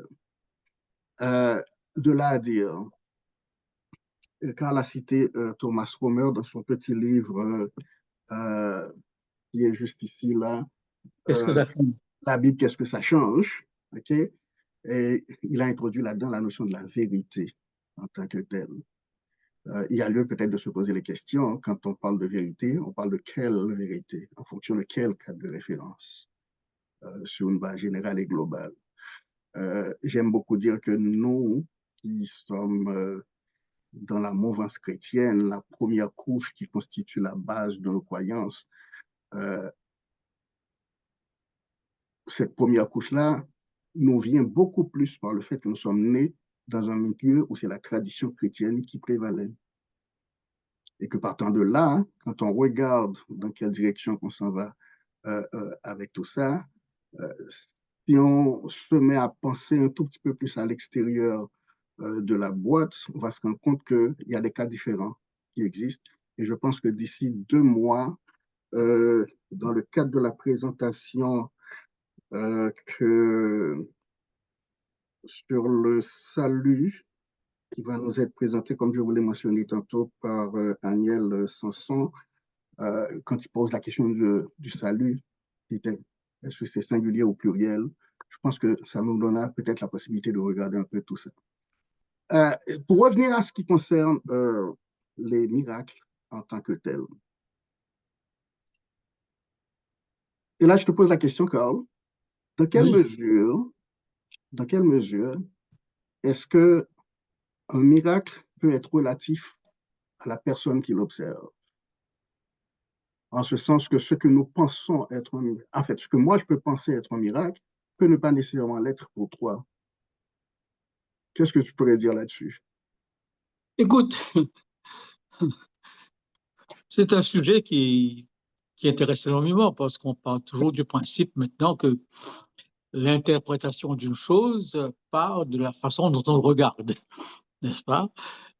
La beauté, c'est pas dans ce qu'on voit, c'est pas dans le mur, dans le tableau qui est en face de nous, mais c'est dans nos yeux, de la façon dont on le regarde, tu vois. Je pense qu'il y a une partie de vérité dedans, dans la mesure, je prends un exemple très très simple. Dans nos églises, nous avons des témoignages chaque samedi, n'est-ce pas? C'est une partie que certains aiment beaucoup, mais que d'autres n'aiment pas trop. Moi, je suis parfois un petit peu embarrassé parce que tous ces témoignages qu'on raconte, je me rends compte que dans le monde où nous sommes, ces choses se passent chez des gens qui n'y croient même pas. N'est-ce pas? Quand on me dit Dieu m'a aidé à trouver un parking, eh bien, il y a des milliers de gens qui trouvent des parkings au même titre, sans même qu'ils aient prié, n'est-ce pas? Ou invoqué Dieu. Mais je crois, n'est-ce pas, je crois qu'il y a un langage de la foi, comme le dit Paul dans son épître aux Corinthiens, que l'homme qui n'est pas dans ce cadre ne comprend pas, hein, ne saisit pas. Et vous avez cette phrase de Paul, c'est spirituellement qu'on en parle, tu vois. Mais je crois aussi que je peux ressentir quelque chose comme étant la présence de Dieu, comme étant un miracle de Dieu dans ma vie, sans que ce soit la même chose pour quelqu'un qui m'entend le lui dire. Et ce qui importe finalement, ce qui importe, c'est ce que j'ai ressenti et ce que ça m'a apporté dans ma vie. Hein?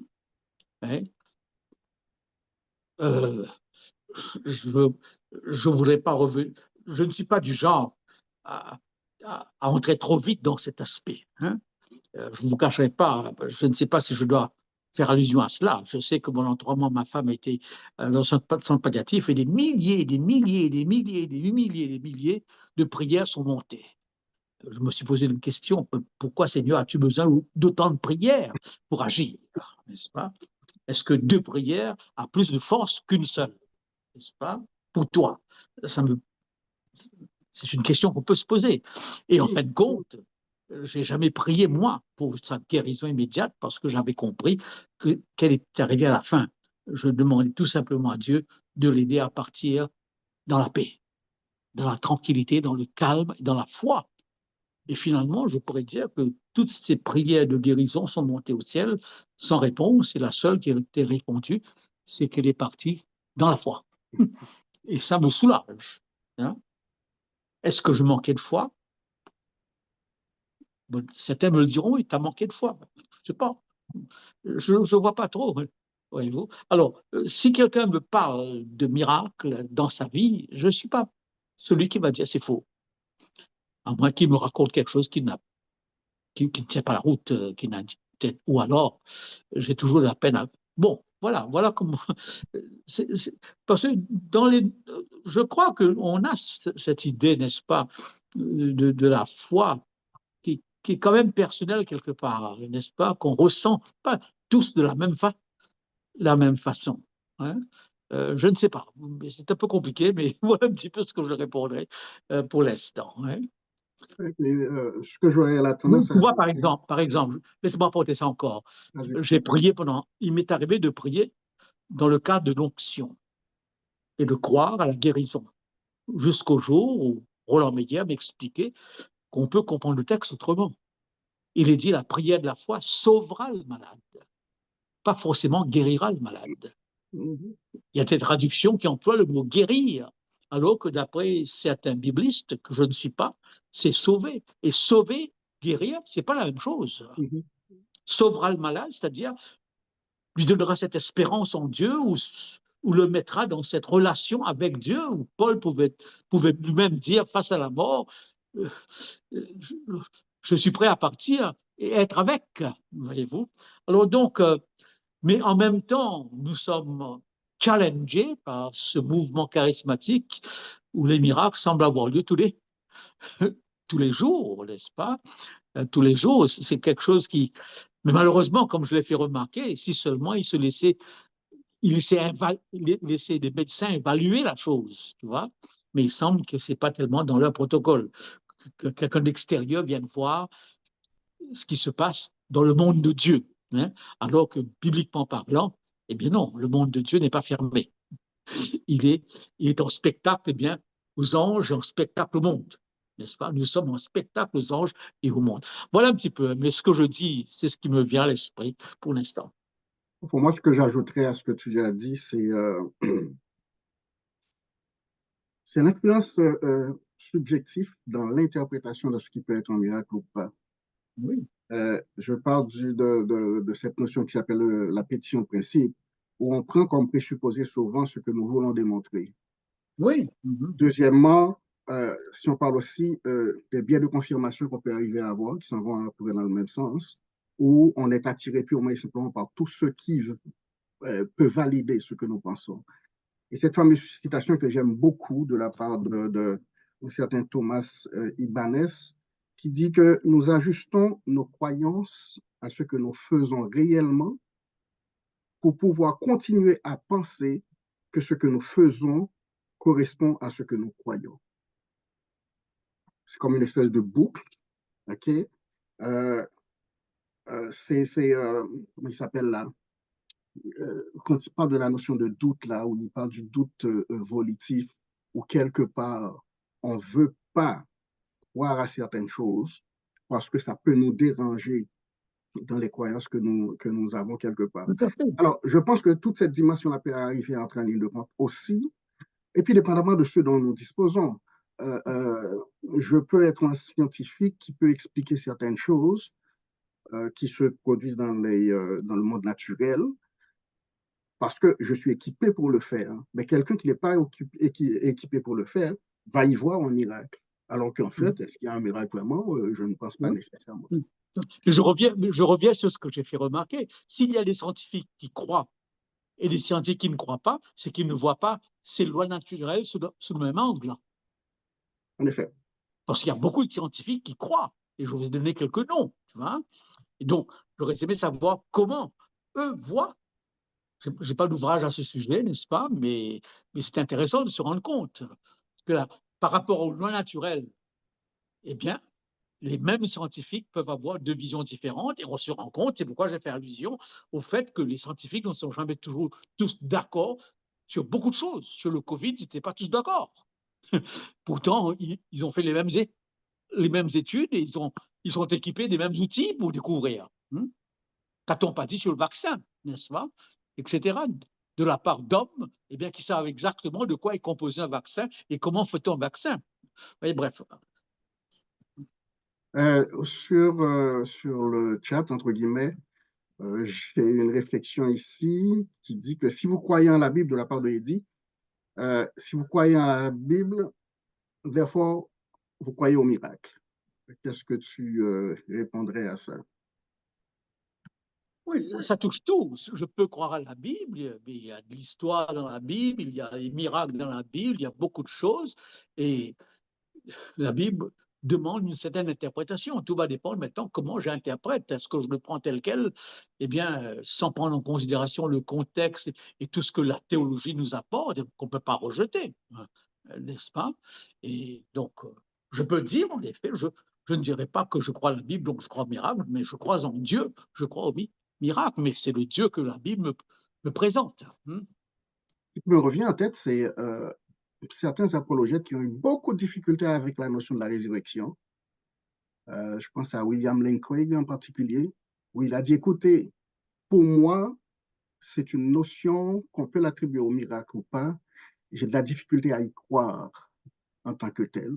Mais il a choisi, il a bien dit, il a choisi de croire, même s'il n'a pas toute l'explication qu'il faut pour la question des miracles, parce que tout dans la vie ne se résume pas nécessairement à avoir la démonstration de ce qui nous passe par la tête sur une base générale.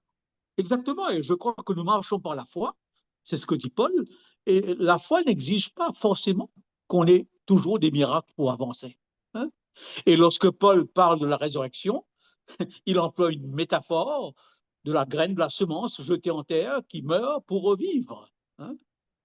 Et si les hindous n'ont pas de difficulté à croire à la réincarnation, c'est parce qu'ils voient que la nature se renouvelle constamment. Donc, je ne dis pas que c'est la preuve, mais c'est quand même un reflet de beaucoup de choses, n'est-ce pas? La nature est un reflet de la gloire de Dieu. On peut trouver dans la nature, eh bien, des éléments intéressants. D'accord. Je vois Salomon pour une question ou une réflexion. Voilà, là, je reviens avec une question pour notre frère pasteur. Pasteur Carl, dans votre exposé, toujours concernant la véracité des miracles, vous avez évoqué, vous avez dit comme ça que Dieu étant le souverain créateur, c'est lui qui a créé l'univers, le monde tel quel, selon son bon plaisir, il peut se permettre d'apporter un plus concernant les miracles et il peut en quelque sorte modifier ou apporter correction à son ouvrage. Est-ce que vous pouvez peut-être élargir, me donner un peu plus sur ça, puisque à la création, selon l'histoire biblique, il avait créé toutes choses qu'il avait trouvées très bon et parfaites.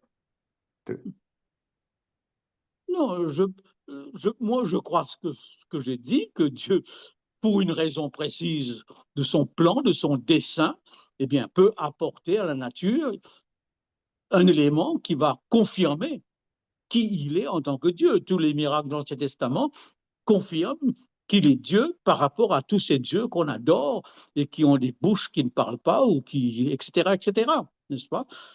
C'est comme un homme qui fabrique une voiture, eh bien, c'est lui qui l'a conçue, et il sait très bien qu'est-ce qu'il peut faire avec, s'il peut ajouter quelque chose d'autre, n'est-ce pas? Sans aucunement, eh bien, affecter le fonctionnement fondamental de la voiture, hein.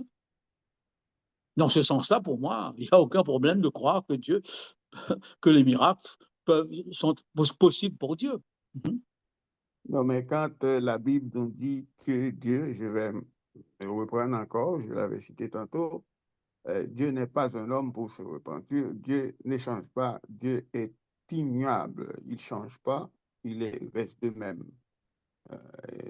C'est là qu'il va voir qu'il manque quelque chose, qu'il va apporter quelque chose, qu'il va améliorer quelque chose, qu'il va... Oui, mais le texte concerne Dieu, le texte ne concerne pas les miracles en soi. Il n'y a rien qui change en Dieu, mais il peut changer le monde.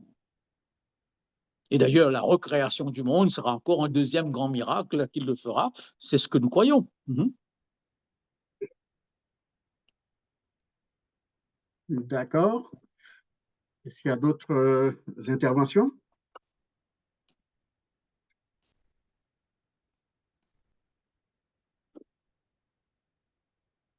Je vous fais remarquer purement et simplement, on est dans on pourrait même dire dans un environnement sécurisé, et puis on valorise les opinions qui débordent le cadre ordinaire. Alors, ne soyez pas intimidés à ce niveau-là. Si vous avez quelque chose à partager, vous pouvez toujours le faire. Je vais continuer avec toi, Carl. Oui. Pour résumer un peu, est-ce qu'on dirait que un miracle, c'est une violation des lois de la nature? Est-ce que c'est une accélération et non la violation du processus naturel en général? Est-ce que c'est la suspension de la naturelle ou bien c'est une modification de l'espace-temps tel que le voit Non, si je reprends l'image, n'est-ce pas, de Lewis, qui a écrit un petit bouquin sur les miracles, qui mérite d'être lu.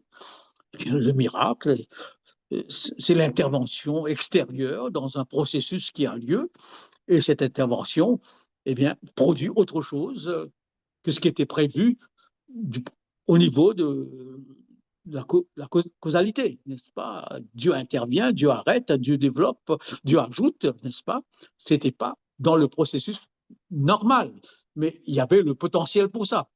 Et Dieu est maître du monde et il voit le potentiel. D'accord. Parfait. Autre personne qui voudrait bien se manifester? Si vous me permettez deux mots. Allez-y. Dans la question d'Élie, j'ai évoqué tantôt brièvement, il est dit que Dieu se répand d'avoir créé l'homme, il va nettoyer la terre pour rebâtir la terre. Est-ce que Dieu n'espérait pas, en faisant ça, d'avoir un monde parfait, retrouver le monde qu'il avait créé initialement? Et si c'est pas ainsi, est-ce que Dieu n'a pas fait fiasco, ne peut pas vraiment trouver une solution, ne pouvait pas trouver une solution viable pour remédier à la situation?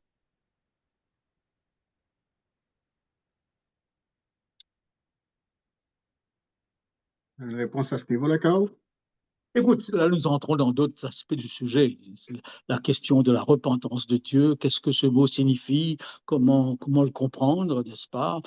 Pour nous, notre repentance, la repentance de Dieu, c'est pas la même chose du tout. Et ensuite, ce que tu as dit avec raison au départ, la Bible est écrite pour nous, dans notre langage, dans notre vocabulaire, dans nos termes. Et bien sûr, notre tendance, c'est de partir de ce que nous comprenons avec ce mot qui est le nôtre, et nous voulons l'appliquer maintenant à Dieu, qui est autre, n'est-ce pas? Mais là, nous entrons dans d'autres aspects qui demanderaient une autre conférence sur le sens, n'est-ce pas, sur la providence, tu veux, l'interaction entre Dieu et l'univers, entre Dieu et l'homme, c'est encore un très gros sujet. Et la question de la liberté de l'homme dans cette question. D'accord. Parfait. Le temps avance. S'il n'y a pas d'autres interventions, on pourrait tenter de conclure avec... Ah ben tiens, j'ai une question ici. Enfin, j'ai une question et puis une main qui a été levée. La première question, c'est de savoir comment expliquer le phénomène d'une femme qui donne naissance à plusieurs bébés en même temps. Je présume bien que Eddie veut dire que c'est... si oui ou non, on peut appliquer cette situation-là à une situation miraculeuse, je présume bien. Je ne sais pas si tu comprends, si tu...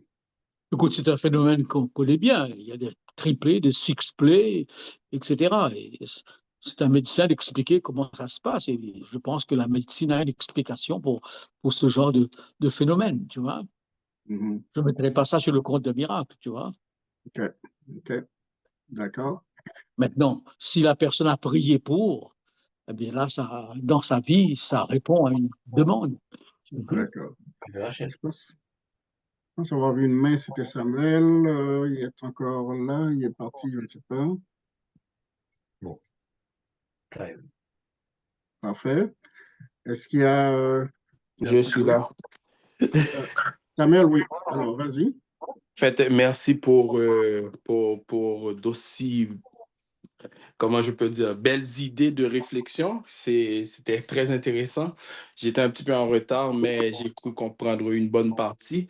Au fait, c'était surtout un commentaire et ben, après, je verrai, je réfléchis à haute voix. Dieu nous a créés comme des êtres singuliers. À ce que je comprends, cette singularité fait en sorte que, Pasteur Carl l'a dit d'une autre manière, j'ai un professeur qui disait la beauté prend sa source dans l'âme de celui qui regarde. Quand on cherche quelque chose, on va trouver forcément euh, plein de coïncidences pour ça fit avec ce que nous cherchons. Pour la question des miracles, moi, je pense que le fait d'être en vie avec tous les scientifiques qui parlent ces temps-ci pour faire comprendre que juste le fait que l'être humain soit en vie, déjà en soi, c'est un miracle puisque la position de la Terre par rapport au Soleil, 1 degré plus près ou plus loin, il n'y aurait pas possibilité de vie. Maintenant, comme chrétiens, la foi que nous accordons fait en sorte que cela nous aide à nous élever vers Dieu en fonction de ce que nous connaissons de ce Dieu-là. Oui. Ce qui s'est révélé, j'imagine que s'il ne s'était pas révélé à nous, forcément, on n'allait pas avoir grand-chose à dire de lui. Là où ma question maintenant, parce que je réfléchissais à haute voix, est-ce que le fait que ce que Benjamin pourrait voir en fonction de ses besoins, parce que j'ai commencé par la singularité de l'être humain, ce que Benjamin pourrait voir en tant que miracle et que moi, par exemple, c'est pas mon besoin, je ne le considère pas comme miracle. Est-ce que les miracles devraient être quelque chose comme 1 + 1 font 2 et c'est là qu'on va parler de miracle? Je ne sais pas si c'est clair ma question. On t'entend plus, Carl. Ah, non, OK, vas-y. écoutez, excusez-moi, mes pensées étaient ailleurs. Je n'ai pas bien suivi. J'ai de la difficulté à savoir quoi répondre. Au fait, ce qu'il y a, c'est que quand on parle de singularité, quand on prie pour quelqu'un qui est malade, moi, j'ai besoin que cette personne soit guérie parce que j'aime bien cette personne, j'aurais bien aimé que cette personne soit bien. Et puis, il y a quelqu'un d'autre qui va prier et puis on n'aura pas la réponse escomptée. Les miracles, c'est à partir des besoins personnels que nous avons. En fait, je vais caricaturer mieux. Il y a quelques années, j'ai vu une madame qui était dans une réunion de jeunes, qui a pris son passeport, qui demande à Dieu de mettre un visa dans le passeport.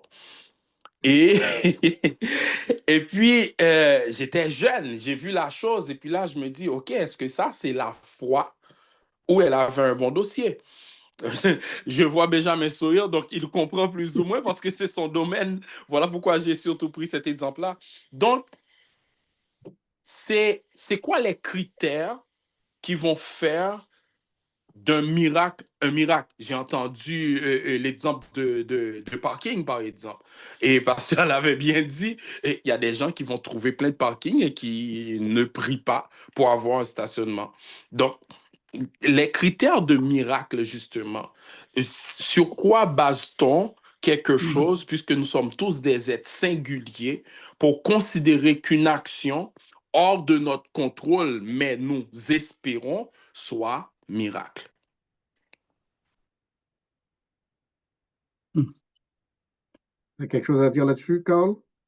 Écoute, je pense que la foi s'exprime parfois d'une manière très simple. Demandez et on vous donnera, frappez et on vous ouvrira, etc. Donc, je demande à Dieu quelque chose et je le reçois. Bien que parfois je ne le reçois pas non plus, tu vois. Mais parlons de ce visa. Dieu ne va pas descendre du ciel et tamponner mon passeport, n'est-ce pas? S'il me donne un visa, il y aura tout un processus qui sera mis en place pour l'obtention de ce visa. Et si je respecte le processus, j'aurai automatiquement mon visa, à moins que je ne sois pas un candidat requis pour le visa. Donc, ce qui veut dire que dans le processus, il y a une faille. Vous voyez? Seulement, ma foi, comme je l'entends très souvent le samedi, sera « j'ai demandé un visa et Dieu m'a donné le visa ». N'est-ce pas? Alors que je sais que c'est un officier du gouvernement qui a fait tout le travail. Est-ce qu'on peut comprendre le miracle comme étant une demande et ensuite un processus qui a lieu? Dans quelle mesure Dieu intervient dans le processus? Ça, c'est une autre question qui se pose, parce que j'entends ces témoignages où tout semblait bouché, etc. Mais tout à coup, la porte s'est ouverte. Etc. Ce que j'ai fait remarquer par rapport au parking, c'est que tous les témoignages que j'entends le samedi, que je respecte, sont des témoignages que n'importe qui que beaucoup de personnes en dehors de l'Église pourraient rendre sans même invoquer Dieu ni le travail. Des témoignages comme quoi Dieu m'a permis d'avoir un boulot, Dieu m'a permis d'avoir ceci, cela. Mais il y a des gens qui ont des boulots sans même que Dieu intervienne dans leur vie, ils ne croient même pas en Dieu. C'est dans ce sens-là que j'ai fait cette remarque. Mais si la personne pense que c'est une réponse à sa prière, moi, je n'ai aucun problème à ne pas le contredire là-dedans. D'accord. J'ajouterais simplement une dernière chose avant qu'on s'arrête. Il me semble nécessaire aussi de faire la différence entre la présomption et la foi, en ce sens que, d'un côté, et faire aussi la différence entre les projections que nous faisons et un miracle en tant que tel. Parce que souvent, nous prions, et à ce niveau-là, j'aime bien l'approche de Badenas dans son livre sur le chapitre où il parle sur la prière. Souvent, nous faisons une certaine projection et nous demandons à Dieu certaines choses, nous demandons un miracle, alors qu'en fait, la vraie prière ne devrait même pas être dans ce cas-là. J'ai un ami pasteur qui est aux États-Unis, qui est mort l'année dernière. Quand on s'est parlé, il me disait, écoute, moi, je crois que Dieu peut faire des miracles. Et moi, je lui avais dit, écoute, mon ami, pour ne pas citer son nom, je ne pense pas que tu devrais prier de cette façon-là, parce que tout le monde va mourir tôt ou tard. Pourquoi est-ce que tu veuilles absolument que Dieu fasse un miracle dans ton cas, alors que tu es atteint de 3 cancers en même temps, etc. Par contre, prier pour que Dieu puisse t'accompagner dans le cheminement. Ouais, on voudrait bien partir un peu plus tard, mais toi, si tu pars plus tôt, je pense que c'est beaucoup plus réaliste de penser de cette façon-là que de présumer certaines choses, de faire la projection et de même arriver à la limite à penser que avec nos pensées positives que nous pouvons induire ou bien provoquer certaines choses que Dieu pourrait arriver à avoir à faire sur une base générale. Je vois le temps avancer. Une dernière chose, tu vois, par rapport à Vas-y. ce que tu dis. Lorsqu'il dit, quand je marche dans la vallée de l'ombre de la mort, tu es avec moi. Hein? Dieu avec soi n'est pas synonyme de Dieu fera. Et En le effet. fait de savoir que Dieu est avec nous est déjà en soi une force de foi extraordinaire. D'accord. OK. Ne C'est promène clair. pas des regards inquiets, je suis avec toi. Et c'est pas dit, je suis avec toi et je vais faire. OK. Tout pour dire que c'est un terrain un tout petit peu miné si on veut absolument retrouver des traces de miracles un peu partout, dans tout, souvent. Et puis, partant de là, si notre foi est purement et simplement basée sur la manifestation de Dieu par l'intermédiaire de miracles, je pense qu'on peut être dans un terrain très, très, très glissant en général, parce que et s'il n'y a pas de miracle, qu'est-ce que nous faisons? Bref. Alors, il reste une minute à notre temps. J'aimerais remercier tous ceux qui ont participé, tous ceux qui se sont exprimés aujourd'hui. Notre prochain rendez-vous, c'est pour le dernier samedi du mois de septembre. À ce moment-là, on aura la réflexion avec Jean-Claude Verrekia de 1804 à 2004 de l'étonnement au pardon. C'est un regard assez ciselé sur l'Église adventiste en général, à moins qu'il y ait des changements.